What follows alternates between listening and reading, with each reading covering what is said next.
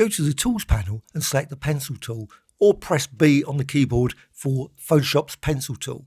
To change the pencil settings, go over here to the Brush settings. You can find that in the Window menu, so Window menu and Brush settings. You can select any of these brush tips.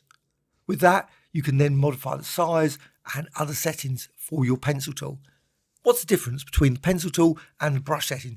Well, the pencil is a lot coarser. It's not anti-alias, so it's not blurred in any way at all. You can modify the spacing, so you can end up with these dabs, the brush. You can also change the angle as well as crunching it in like that and creating calligraphic designs very quickly. You can also set scattering.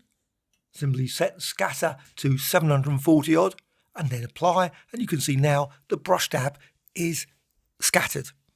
Go to the Tools panel and select the colour. I'm going to go with red and also brown for the background. Now I can apply the brush, and there you can see that.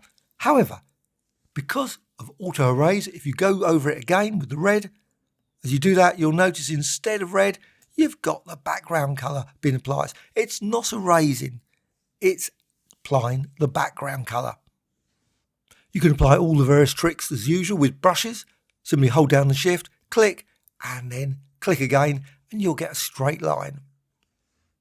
Go to Color Dynamics, then apply per tip, and also set foreground to 100% there, and also 100%, 100%, 4%, and 71%. Then go to Scattering, make certain the scattering is maximised, and then when you apply it, you will get loads and loads of colour dabs all across the screen, like that.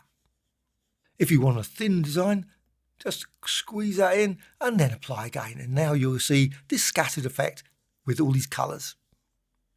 It should be noted that some of the options in here, like dual brush, seem to actually have no effect in the pencil tool.